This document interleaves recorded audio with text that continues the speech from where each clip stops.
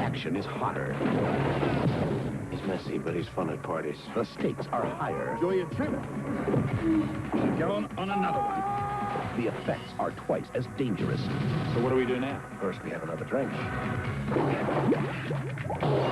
Brian Brown. Keep on, corner pocket. Brian Dennehy. Gotcha. FX2, The Deadly Art of Illusion. Rated PG-13. Starts Friday, May 10th at theaters everywhere.